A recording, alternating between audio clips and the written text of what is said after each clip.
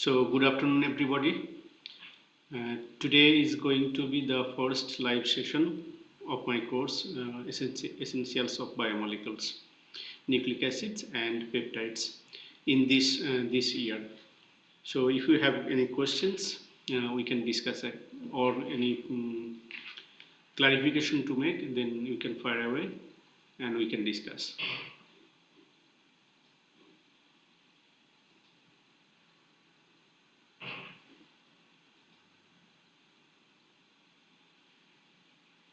Meghna Kapoor, good afternoon.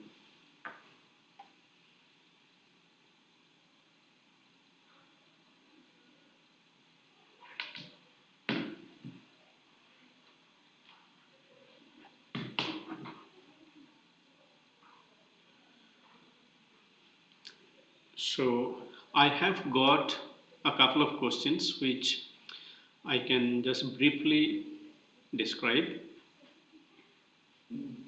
So first question is that how we identify which sugar is reducing or not. So I have discussed in my lecture that the sugars are of two kinds, reducing sugars and non-reducing sugars. I'm talking about sugars for carbohydrate based sugars.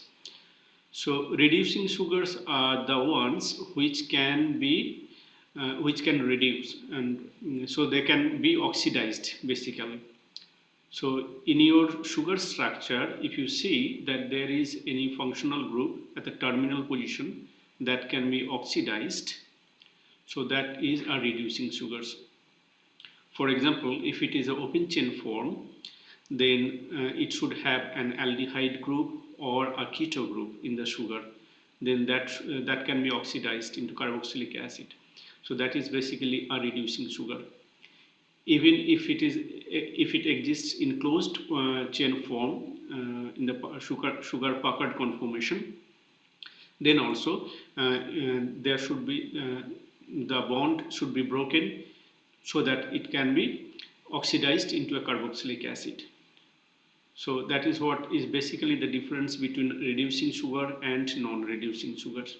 The sugars which has the aldehyde group CHO or a keto group present are reducing sugars.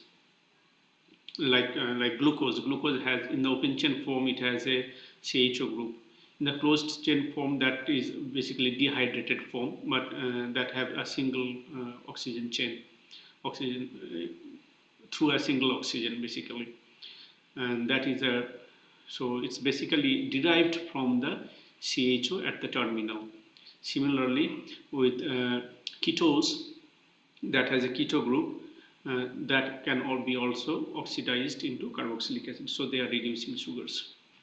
Test, there is experimental. If you want to prove, there's a test for reducing sugars called tolerance reagent. You can find out about tolerance reagent. Tolerance reagent is used to test the presence of a reducing sugar. So the second question is, how can we remember the structure of carbohydrates? Is there any shortcut or trick to remember it? I think I had given a chart. If you find out in a book, I have prescribed the essentials of this Miller and Tanner, that textbook. There's a very nice chart given, flow chart given. If you look there, you can find out about that how the nomenclatures have been derived from the parent basic structure, and then there is basically a trick to remember it. If you look at the chart, you can find you can understand. So another question on terpenes. How would you identify each type of terpenes? Is monoterpene, sequent terpene? I have not talked much about terpenes, so I will not discuss further, because for most of the students it will be new. I have not discussed much about terpene. Explain the stability of anomeric effect. What was the electron density flow? Okay, when it came to anomeric effect, I think I have mostly talked about orbital picture diagram. I don't have.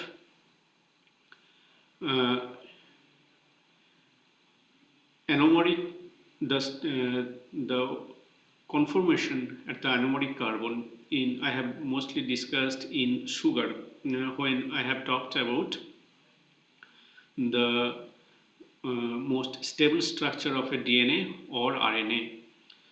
So there, I, I have a thing that I can basically talk about, show you how the sugar Pucker conformation would be there. So when I have talked about the DNA or RNA, the basic sugar structure was this. It's a 5-membered ring with which has an envelope form that I have talked about. So if you see here, this oxygen is out of the plane. This is out of the plane, so that looks like envelope. The rest of the thing is in plane. So there's one carbon. So if this is oxygen, this is the first carbon, C1 prime. This is the second carbon, C2 prime. This is the third carbon, C3 prime. This is the fourth carbon, C4 prime. And there is another carbon because there is CH2OH here on the fourth position. So it forms a envelope structure which looks like this. And then depending upon the basic skeleton, you have to see whether the OH group or the other bonds are up the plane or down the plane. If it is down the plane, then it will be in this direction. If it is up the plane, then this will be in this direction. And accordingly, you can play around. You can then twist the sugar into the Pucker conformation to see which one is giving you the less steric effect or which one is giving you the less electronic repulsion. So based on that, I have talked. I think I have demonstrated that the DNA sugar, which has a 2' deoxy, which has a deoxyribose sugar, that will have C2 endoprime twist conformation, because that that conformation particularly has the least amount of the steric interaction or the least electron-electron repulsion. On the other hand, if it is RNA, then RNA has the C2 prime hydroxyl group present. That makes it entirely different. That makes it a C3 prime endo twist conformation as the stable form. And I think if you look at the lecture, I have discussed in detail there. So if you have any specific question regarding that, you can ask.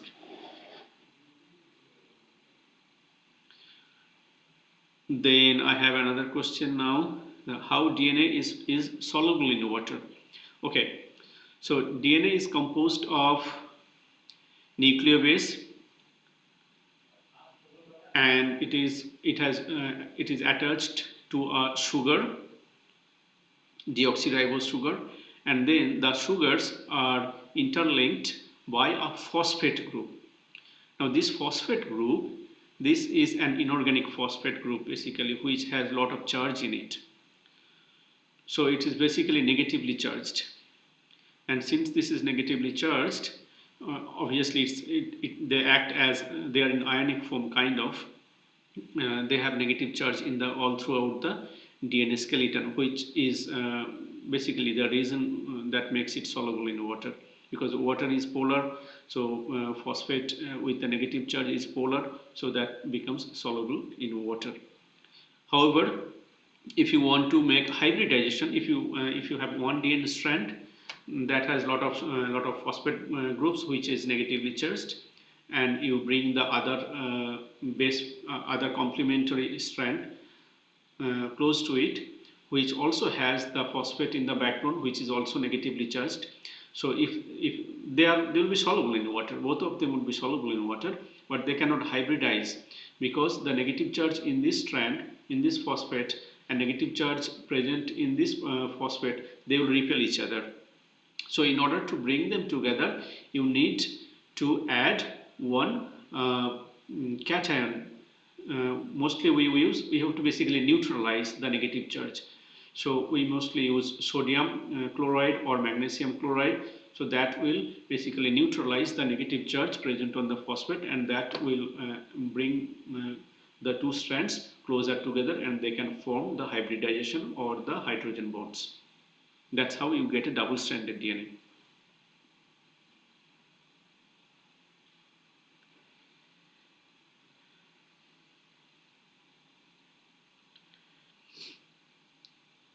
Okay. Good afternoon, Elsa. Elsa Frozen. Any questions?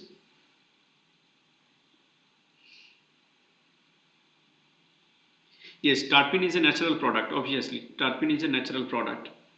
It has a lot of variations. Well, I have not talked much about terpene, so I'll not go into that there.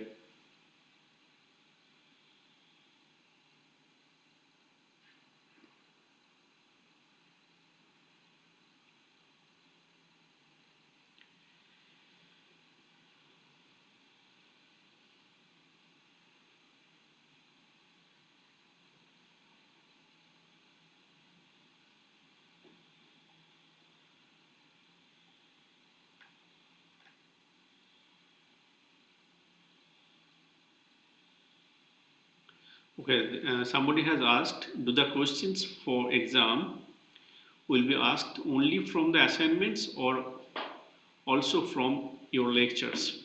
Both, of course. So if you look at the criteria or the pattern of the question paper, it has a very clear-cut pattern given that this much marks has to be, this many questions have to be there from the assignments.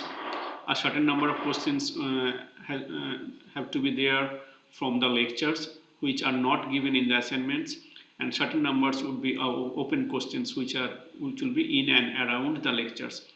I mostly try to ask questions which are from my lectures. I don't ask much outside.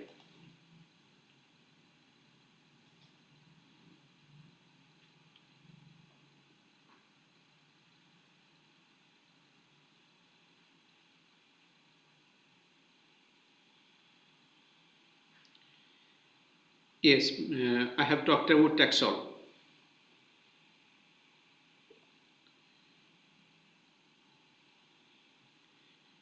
Okay, what is the question regarding the course exam?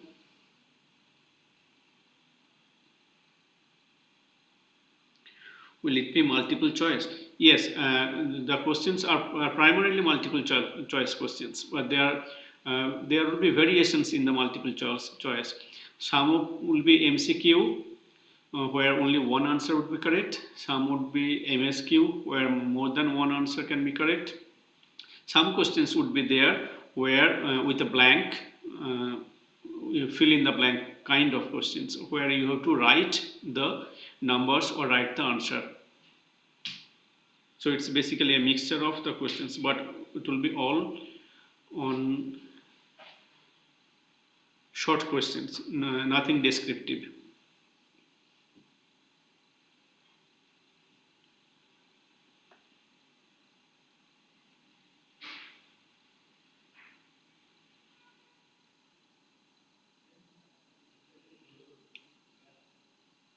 So what is the question about Taxol that I didn't understand?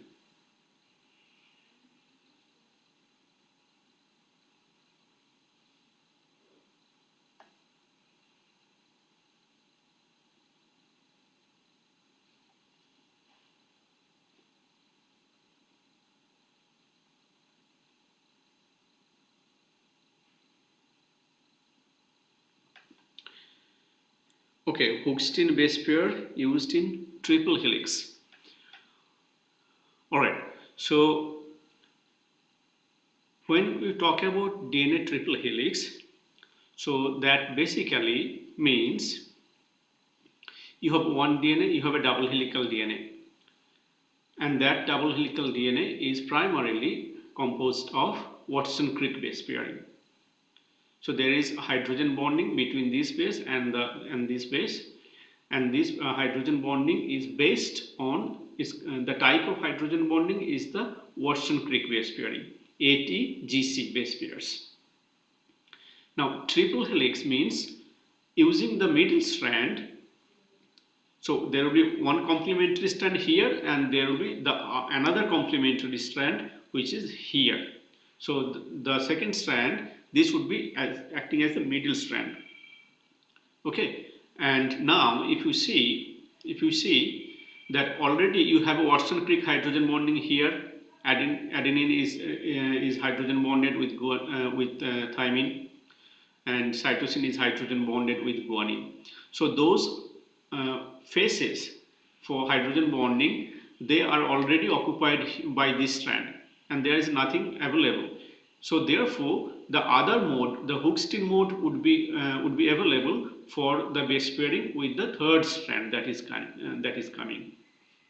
So whenever there is a triple helix, it is not only a Hooke's-Stinn base pairing, and it is also not only the Watson-Crick base pairing. So in triple helix, one part is Hooke's-Stinn base pairing, the other part is Watson-Crick base pairing.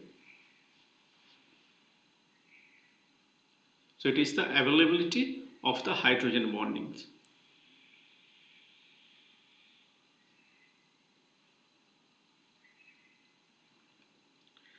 Structural details of protein. Okay, I think that is a very long subject. I have covered in a couple of lectures. So protein is composed of amino acids, right? The amino acids are connected via a peptide bond, and each amino acid has its own identity. So they are differentiated by the side chains that they have. Some of the side chains are kind of basic side chains. Some of the side chains are acidic in nature. Some are alkane. Some are sterically crowded alkane, and then there are aromatic side chains also. So when you talk about proteins, it's about maybe 200, 300, 500 number of amino acids are connected together to form a whole protein structure. Now obviously you can understand, since the amino acids have a lot of variations in their structure, there will be a lot of forces, intramolecular forces or intermolecular forces that would be acting there. For example, if you have a side chain which is anionic, like carboxylate anion COO- as the side chain, then it will find a counter cation. For example, a side chain that has NH3+, lysine or arginine.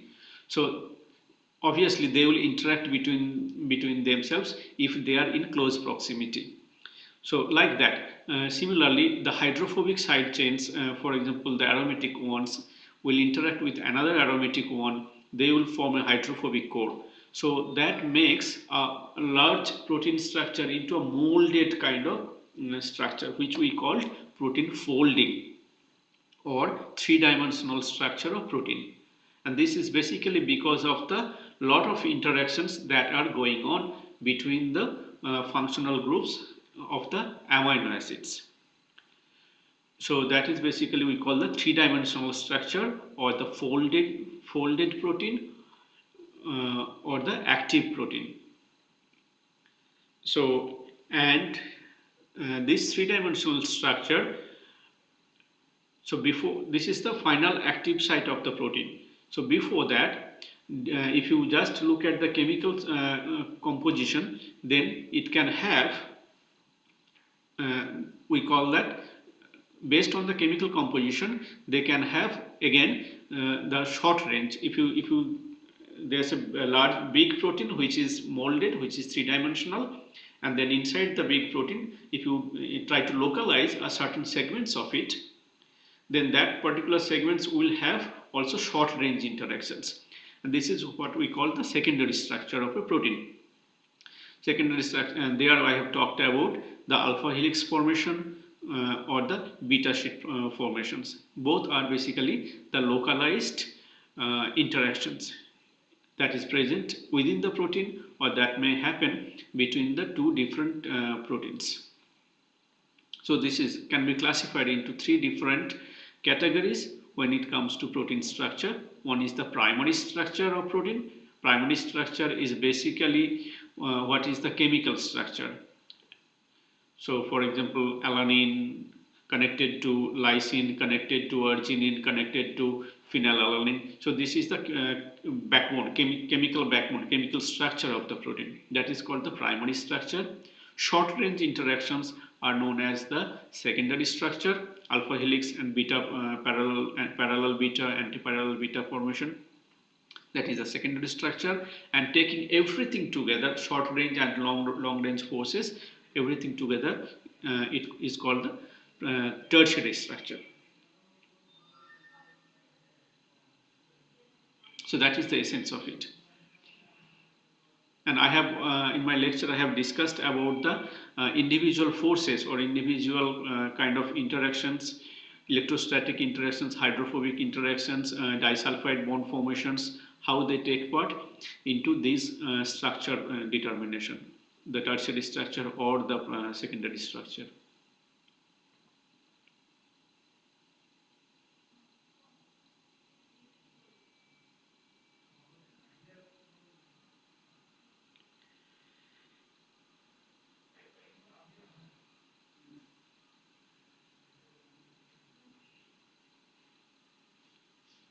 Okay, any more questions?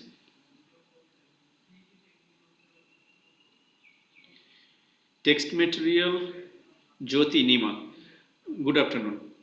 Please provide text material for preparation of exam.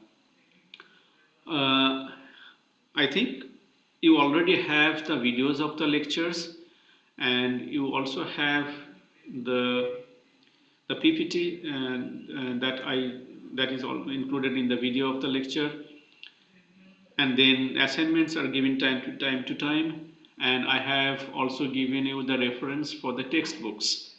So that should be enough. And additional text material, the PPT is included in the video lecture. I don't know whether separately PPTs can be uploaded. So it's PPTs can be uploaded separately. No, it is included in the videos. So I think yeah, that should be enough. Exam, as I have talked about, you don't have to take a separate preparation for the exam of this particular course, at least, because most of my most of my questions would be from the assignments or from the lectures.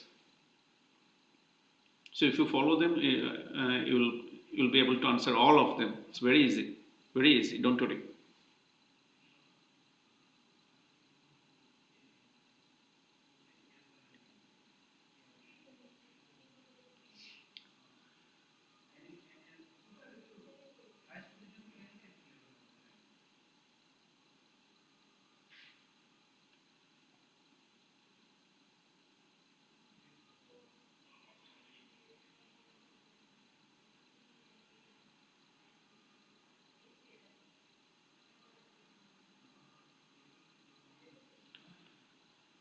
All right. Any more questions?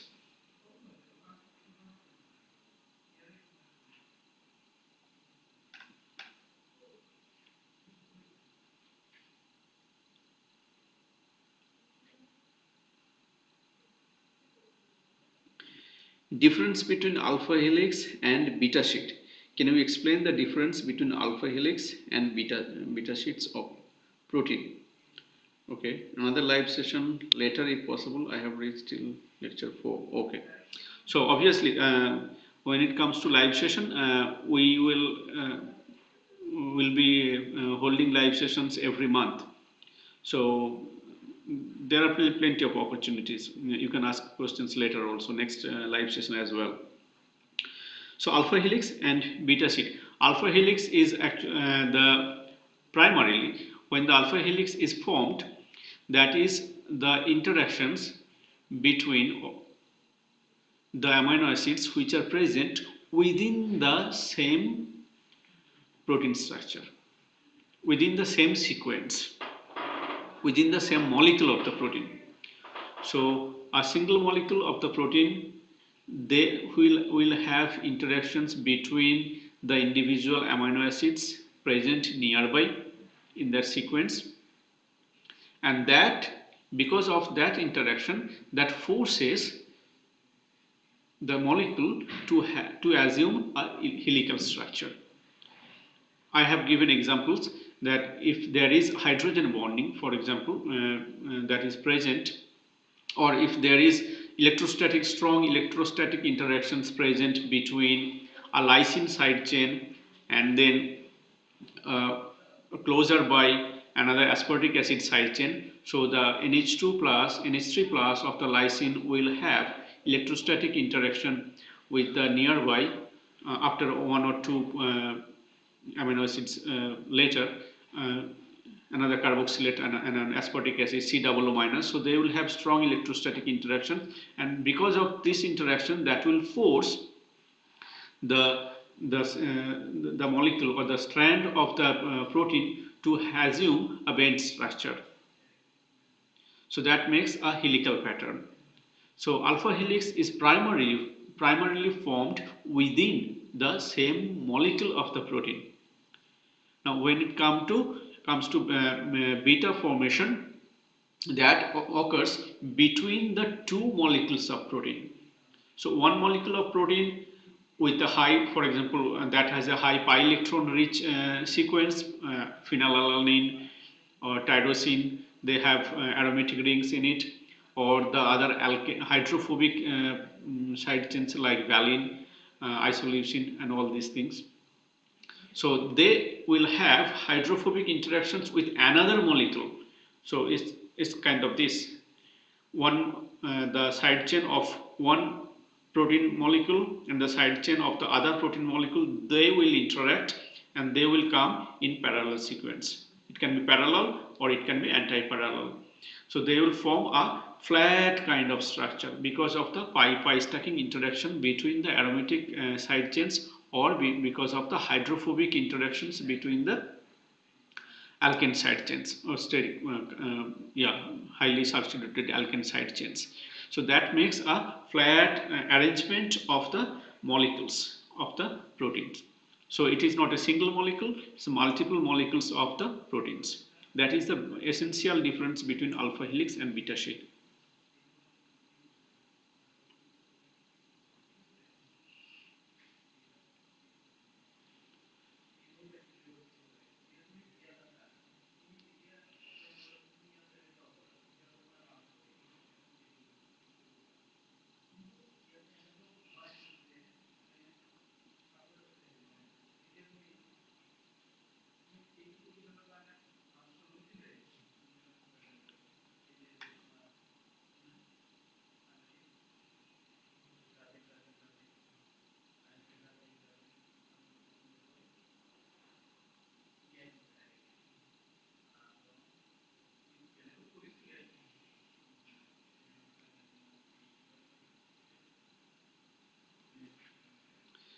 Okay, any more questions from anybody else? Great. Karthik, thank you.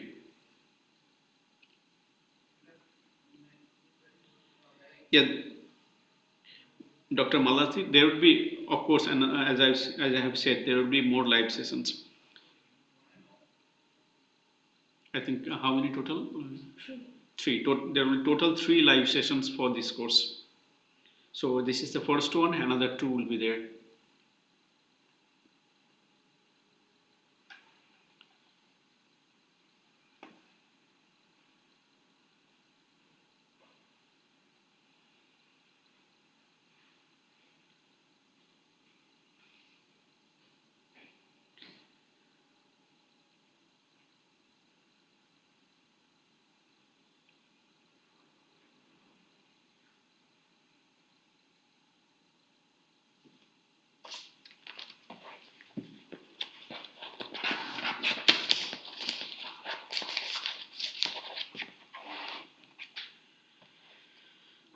All right, so if there is no other questions, I would thank you all for taking part, and take care.